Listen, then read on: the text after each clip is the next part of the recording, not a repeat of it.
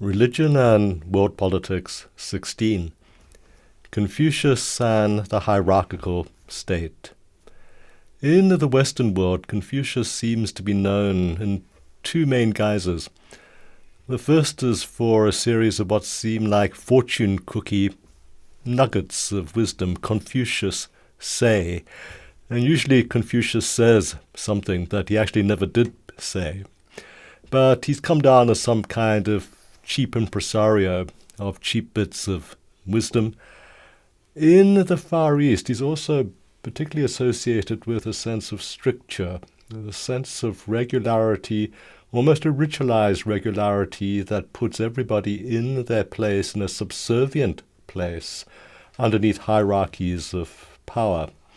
The whole idea of Confucius as a modern progressive example of ethical and governmental thinking seems far removed from everybody's consciousness of him. And yet at the time when he lived in 500 BC, he was the epitome of good governance. He was the epitome of progressive ways towards a peaceful and just order. And he pioneered many things that we would regard today still as extremely important. The idea of stability, the idea not only of stability, but stability leading to peacefulness, was a key example of the kind of statecraft he wished to advocate and to practice. And he was the inventor of a form of the golden rule. It was expressed in a negative: do not do to others what you do not wish to have done to you. But the idea of reciprocity embedded in even this negative expression of what we regard as the golden rule was something revolutionary at that point in time. It meant the treatment of people justly, because we ourselves would expect to be treated justly, or certainly we would expect not to be treated unjustly. So these are things that he strove to put forward, both as an advisor to governments, but also as a member of governments. Because unlike many other philosophers, Confucius was an aristocrat, he was a government minister, he was a person of considerable power, he was a person who commanded the attention of dukes and princes of many states in the fractured realm of China in his day, and he was someone who was regarded during his lifetime as a philosopher, a man of wisdom, someone with very, very great virtuous teachings to impart, so that his absorption into a more modern conception of someone who is reactionary is a latter-day imprint of Confucius at his very, very worst. He was used after his death very, very much to justify why things should be solid, in place, immutable, and unmoving within a hierarchy.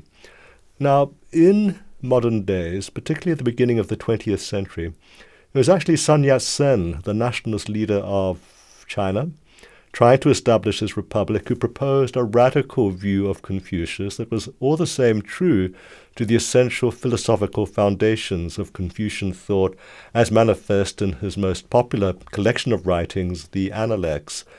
And that is, yes, Confucius taught a hierarchy. He taught ritual adherence to the various stages of the hierarchy. He could make life very, very complicated by the ritualized ways that he propounded for evidence of obedience and evidence of ethical, structured behavior. But at the same time, within his hierarchy, there were systems of reciprocity. If in giving obeisance and respect to the level above you, if that level did not reciprocate by sending benefits downwards, then that relationship was one of injustice. And this certainly applied in terms of the relationship of the ordinary person to the ruling class. If the emperor did not bring benefits to his subjects, then he risked losing the mandate of heaven. Respect flowed up. Benevolence had to flow down. Take away the benevolence, the government became unjust and was prone, therefore, to failure and also susceptible to uprising. Sun Yat-sen said, "Uprise now because the government has failed." What we have today in the People's Republic of China, however, is a return to that kind of ironclad sense of Confucian hierarchy, underneath the pretense of conferring benefits, but at the same time removing all kinds of key ingredients such as the implicit respect that reciprocity is meant to entail, so that the respect of the government for the citizen is often lacking, even if some degree of material reciprocity, material benefit, might flow down. And the example I want to look at is the government's treatment of the Falun Gong. The Falun Gong, like many Chinese belief systems, is one of these great acts of syncretic amalgamation of different religious and spiritual views. You have Taoism in it, you have Buddhism in it, everything is mixed together. The adherents of the Falun Gong practice all kinds of kung fu-like exercises, Qigong, for instance, the mobilization of energy, the kinds of energies that are meant to be cultivated in advanced forms of Tai Chi and other internal Chinese martial arts. They establish for themselves in their practice of Qigong a direct line to the cosmic energy and its sources. In terms of their religious expression, it's a direct relationship with the Buddha. Now, this would be fine. It would just be another harmless sect.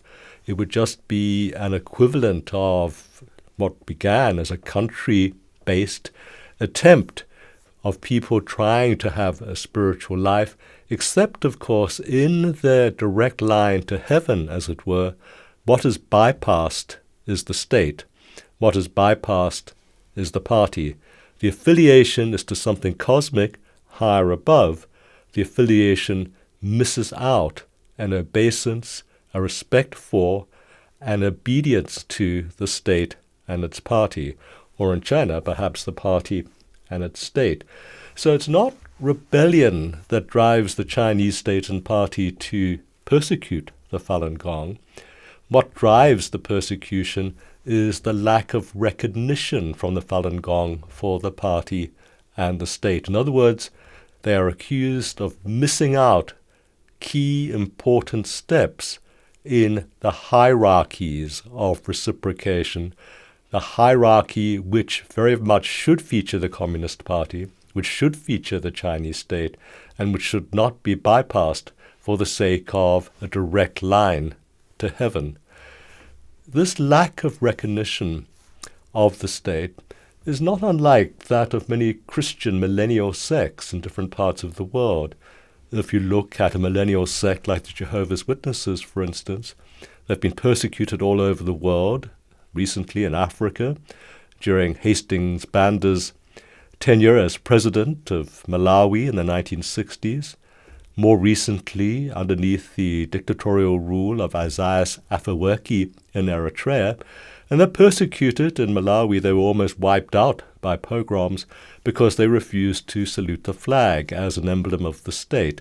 They wished to give their affiliation, their respect, their worship directly to the kingdom of heaven, which is all very well and good until it bypasses the kingdom of man. And it's this insistence that the material entity of the state, the apparatus of the state, and all of the accoutrements of the state, this demand that these things should be recognized and respected as a sign, almost as a ritualized requirement of citizenship and the reception of rights as a citizen, which drives the persecution of the Falun Gong. In a way, perhaps the Chinese state has gone far too far in persecuting an ostensibly quiet, ostensibly harmless religious sect. But it's very much part and parcel of a Chinese requirement to have all religions subordinate to the party, whether it's the Catholic Church or any other kind of church. It is in some ways reminiscent of the drive to contain Islamic minorities among the Uyghur population, for instance. It is reminiscent to a certain extent of the grave suspicion against organized, politicized Buddhism in terms of the supporters of a free Tibet. So the material foundation of a communist ideology marries with the hierarchical formulation of a Confucian ethos and becomes finally something reactionary. This kind of use of Confucianism as a reactionary control device was present in a slightly more benevolent form in Lee Kuan Yew's Singapore. There were greater freedoms, but the ironclad commander, if one can borrow a term from North Korea, applied just as much to the Western educated Lee Kuan Yew as it does to any princeling called Kim in North Korea today. Does Confucianism have something to answer for in terms of its ready usage by people who are authoritarian and dictatorial?